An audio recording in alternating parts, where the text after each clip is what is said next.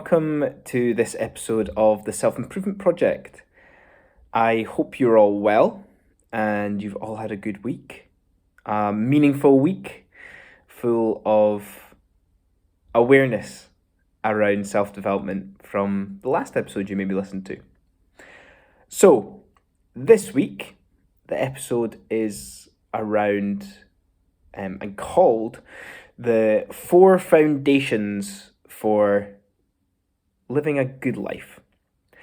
Now, this is taken from numerous sources and plenty of my own reading over the years. So, I want to share some of these with you because they've helped myself and others lead a very meaningful and fulfilling life thus far.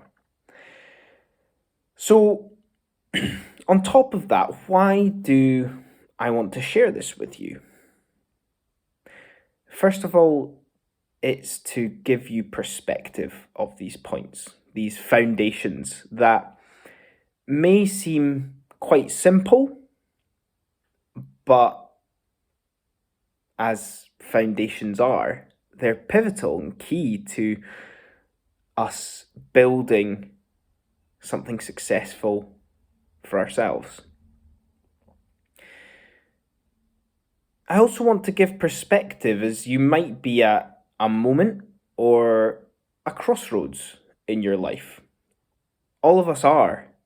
Numerous times we might be in a new relationship, we might be in a new job, or we might just be looking for something to fill the void that we're feeling. And this gives us clarity by having this foundation to fall back on. It gives us simplicity, which life should always be striving to be. And like I mentioned, no matter what stage of life you're at or what moment you're in, everybody always needs more simplicity. It also allows you to be more grateful about your life. As humans, right now in this moment, we are programmed to only be grateful when something bad happens to us or people we know. It's never when we're having a good time or maybe just an ordinary time. When exceptionally good things happen to us, yes, we do express that gratitude, but you listening to this podcast may be just walking down the street. You're very lucky.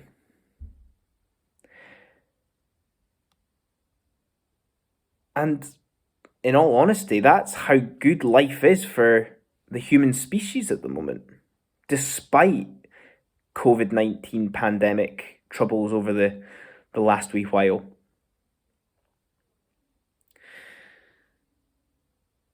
It may also help our awareness by knowing these foundations in and out. You might already know these things. They might seem quite simple, but it's important to recalibrate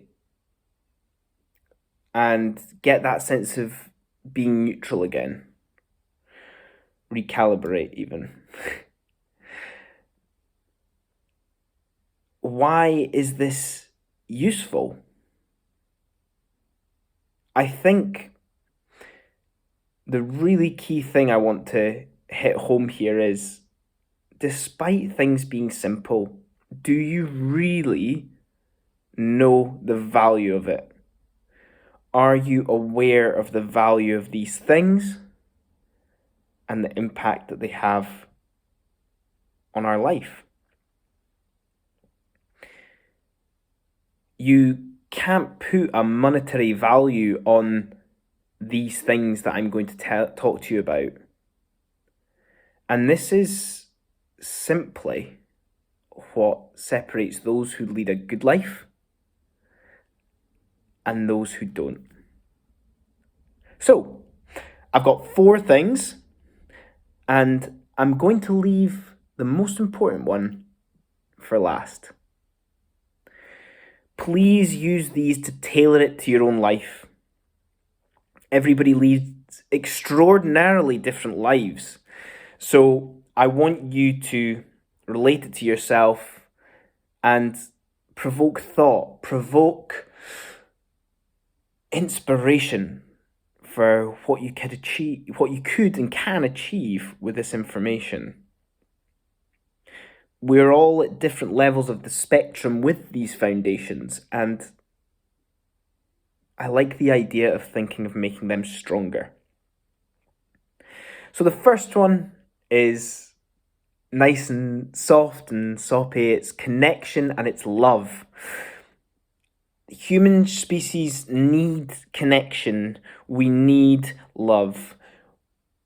The COVID-19 pandemic has emphasized and brought to light the power that loneliness can have on us.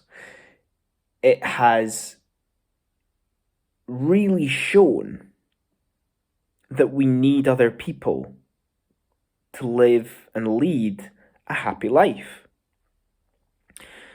Zoom connections maybe aren't the same as a face-to-face conversation, but they're still necessary. We need connection now more than ever. Those who live with people are lucky. There's great research about, I think he's called Tim Urban, where he talks about looking at your life in years and physically being able to see the years as a grid. And you spend, I believe, over 90% of the time with your parents before you're 20. The percentage is tiny after that. And these are the people that can love you the most in your life. So connection and love with them can be really important during times like these. A simple phone call or a text can be very powerful. Yes, we have our groups of friends, and they're almost that unconditional love that you need, that unconditional connection. You don't need to have a reason to reach out to them. And that can be imperative over the years, not just over the next few weeks, but building that over years. And now there's this, I want to say new phenomenon, but it's not, but connecting with people over social media is something that is evolving. It is coming to light. Online dating 10 years ago, you would have been laughed at for doing, but now it's how so many people meet. Connecting over social media is going the same way. So that whether you want to call it networking, whether you want to call it actual friendships, it's completely up to you, but you need to tap into that as humans evolve and society evolves. The next foundation is meaningful work. Jobs, careers, whatever you want to call them, they take up, for an average human being, around a third of our life. You cannot escape the fact that you need to work. Yes, there might be times where you work for yourself. You'll work for others. You'll work for corporates. You might work for charities. There's such a wide spectrum of things that you can do.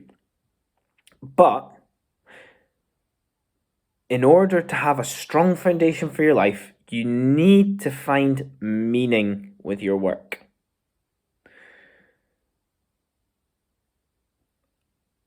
humans in our society are driven by money. They are driven by the highest salary that they can get. But now more than ever, you need meaning for longevity. If you have a high salary that demands a lot of you, you won't be able to last. And if you do, kudos to you. But do you have that fulfillment of a career that you've worked so hard on, but maybe don't have that much to show for it? Meaningful work comes through purpose, it comes through passion, and it comes through self-discovery.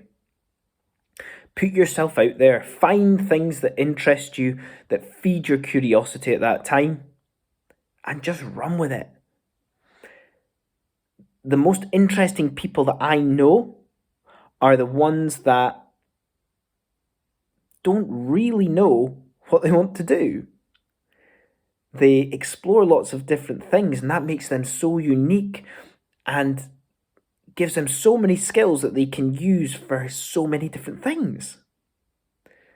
That creativity to evolve, that fearlessness to not be scared that it doesn't fit the mold, but finding themselves during that time as well. I truly find this admirable when I meet people. Another good thing that I heard quite recently, actually, around doing meaningful work, finding a good job, is you don't find the perfect job. A job you're in is how you make it. You make your job interesting. You make your job fulfilling by what you put into it and what you want to create with it. So the next time you're looking for a job or thinking about it and you read a job advert, remember that that's not you. That would be the platform for you to then evolve from and create it. The third foundation I've got for you today is inner peace. Inner peace is a journey. Inner peace is not a destination. Inner peace is something we should all be looking for throughout our life.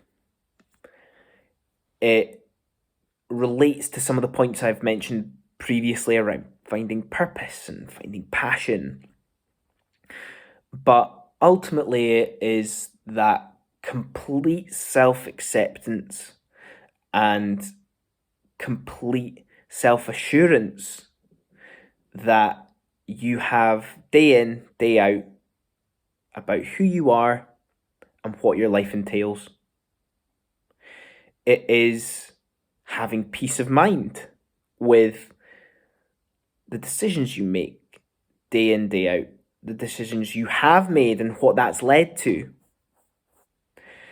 It's having time for you to do the things that you want.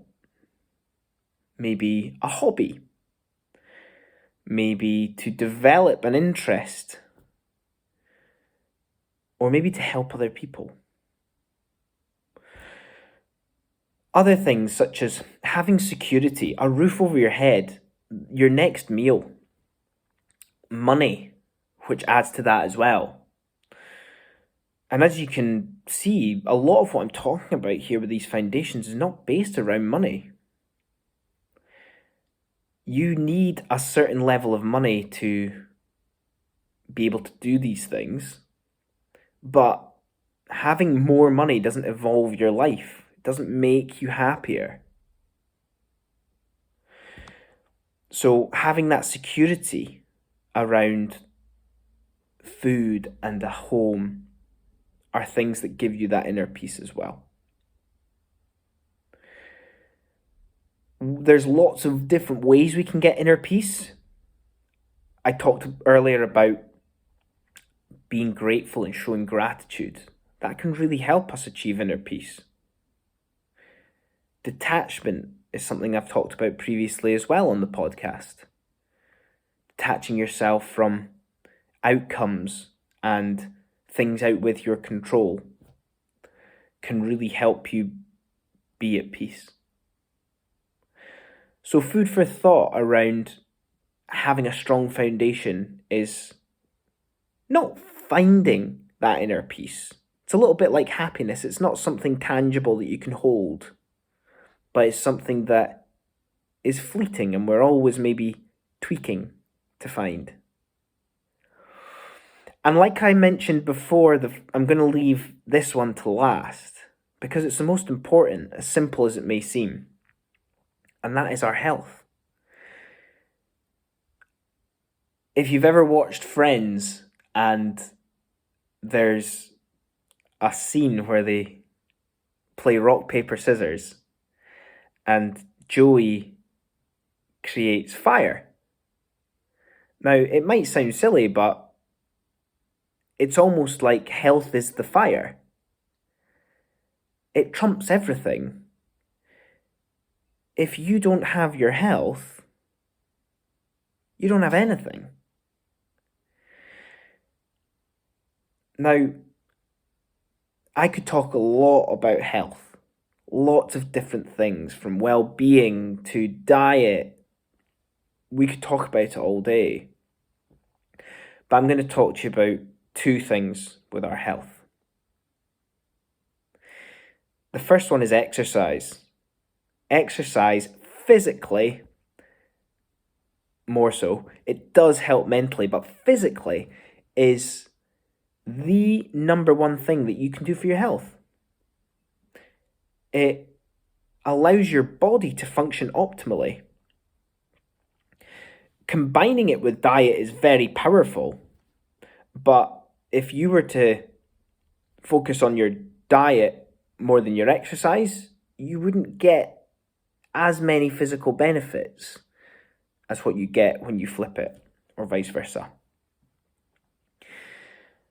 Exercise allows us to work optimally. So you need to find exercise that works best for you. And secondly, more mentally, is meditation. Meditation allows us to gain clarity with our mind, with our thoughts, and allows us to reflect on our life. So meditation for our mental well-being is something that is important, but interestingly enough, I feel is very untouched. There's not that much research on it that allows us to see the true power of what it can do. You might not have done meditation before. You might have tried it and it's not worked, but I recommend you stick at it. It's like anything, it's difficult to begin with. It doesn't feel right to begin with because you've never done it before and nobody's probably told you that you need to do it, but you do. I guess a wee analogy for that is that think of the first time you drive a car or you drove a car. The first lesson. It feels so alien to you, but once you get used to it and you don't think about it, you're able to drive a car for hundreds of miles if you wish and if you need to get to a destination. Now imagine someone told you that you didn't need to drive, or that driving wasn't beneficial, or they didn't see the benefits of driving. And you never drove in your entire life. But the benefits that come with it could really help you. Not the best analogy, but food for thought, at least. So those are my foundations for life that I want to share with you. So I hope that you've found that they provoke your thought, that they allow you to reflect on your life previously, what it's like now, where you want it to end up as well. So please share with me if you want anything that is useful to you, anything that helps you from this, or if you've got any good stories about it as well, because I love to hear that. So thanks again for listening. As always, it's been a pleasure. Absolutely love what I do. So I hope you all have a good week, and I'll catch up with you soon. Cheers.